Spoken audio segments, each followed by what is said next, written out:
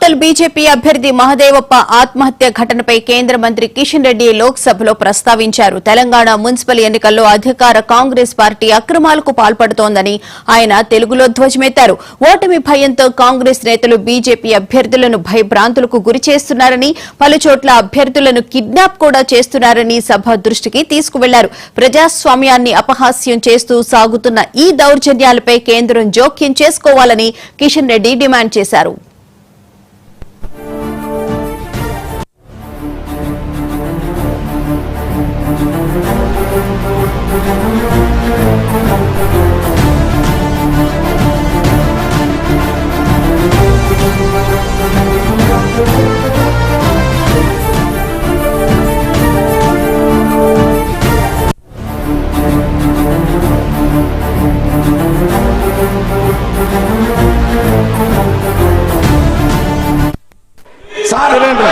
తెలంగాణ రాష్ట్రంలో రేపు municipal election జరుగుతూ ఉన్నాయి.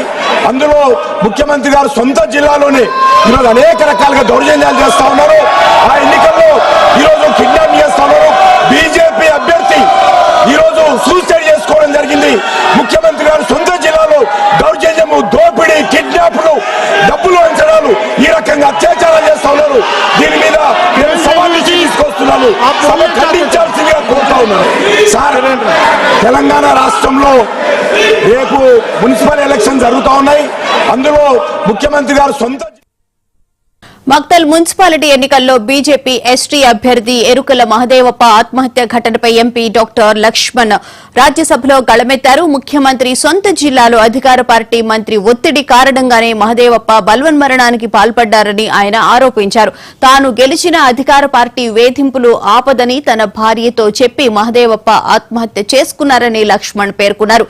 రాజ్యాంగం గురించి మాట్లాడే రాహుల్ గాంధీ తెలంగాణలో కాంగ్రెస్ ప్రభుత్వం సాగిస్తున్న ఈ ప్రజాస్వామ్య విరుద్ధ చర్యలపై సమాధానం చెప్పాలని డిమాండ్ చేశారు.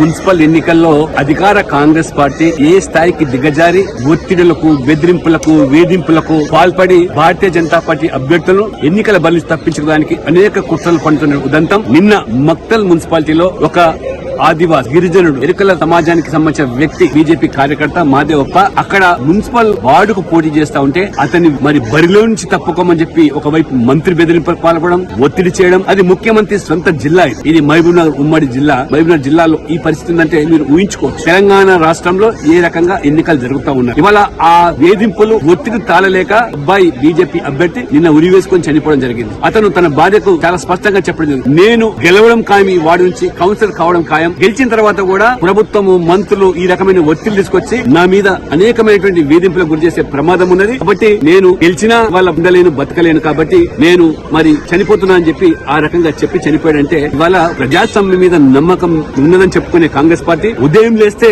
రాజ్యాంగాన్ని పట్టుకుని ఢిల్లీలో మరి ప్రకంపనలు చేసేటువంటి రాహుల్ గాంధీ ఇవాళ జవాబు చెప్పాలి. తెలంగాణలో మక్తల్ బీజేపీ అభ్యర్థి మహదేవప్ప ఆత్మహత్యపై కేంద్ర హోంశాఖ సహాయ మంత్రి బండి సంజయ్ కుమార్ స్పందించారు. ఇది ఆత్మహత్య కాదని కాంగ్రెస్ చేసిన ముమ్మాటికి హత్యనని ఆయన మండిపడ్డారు. ఓటమి భయంతోనే కాంగ్రెస్ నేతలు అరాజకాలకు, బెదిరింపులకు పాల్పడుతున్నారని ఆరోపించారు. బీజేపీ కార్యకర్తల సహనాన్ని పిరికితనంగా భావించవద్దని, ఎన్నికల తర్వాత కాంగ్రెస్ ప్రభుత్వంపై యుద్దం తప్పదని హెచ్చరించారు. మహదేవప్ప కుటుంబానికి బీజేపీ నాయకత్వం పూర్తి అండగా ఉంటుందని భరోసా ఇచ్చారు. నిందితులైన కాంగ్రెస్ నేతలను వెంటనే అరెస్టు చేసి ఈ ఘటనపై నిష్పాక్షిక విచారణ జరిపించాలని బండి సంజయ్ డిమాండ్ చేశారు.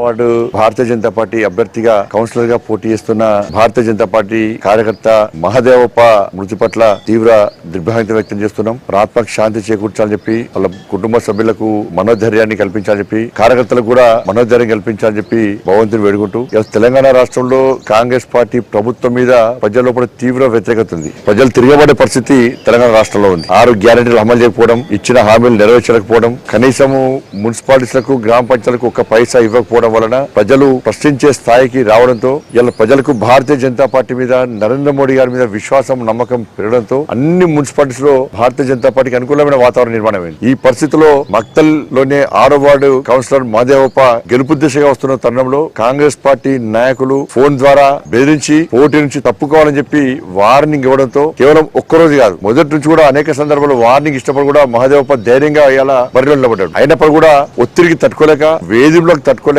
ఇవాళ ఆయన ఆత్మహత్య చేసుకోవడం జరిగింది. ఇది ఆత్మహత్య కాదు, కాంగ్రెస్ పార్టీ ప్రభుత్వం చేసిన హత్యగా ఇలా భావించాల్సి వస్తున్నది. నిన్నటి వరకు నేను సాయంత్రం పెద్ద ఎత్తున ఎన్నికల జరిగింది, సభ జరిగింది బ్రహ్మాండంగా. సభలో కూడా పాల్గొన్నాడు. బ్రహ్మాండంగా నా పక్కన వచ్చి ఫోటో దిగి నేను గెలుస్తున్నా అని చెప్పిండు.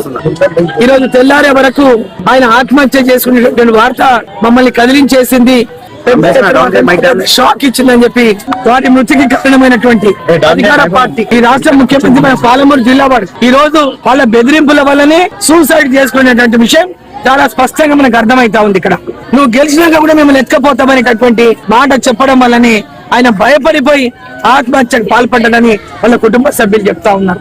ఎలక్షన్ కమిషన్ నేను డిమాండ్ చేస్తా ఉన్నా, ఈ పోలీసులను సస్పెండ్ చేయాలి, ఈయన ఉన్నటువంటి అధికారులను అందరినీ ఇక్కడ నుంచి ట్రాన్స్ఫర్ చేయాలి, ఈ వార్డు ఎన్నికను పోస్ట్ పోన్ చేసి తర్వాత ఎన్నిక నిర్వహించాలని చెప్పి మేము ఎలక్షన్ కమిషన్ కోరుతాం.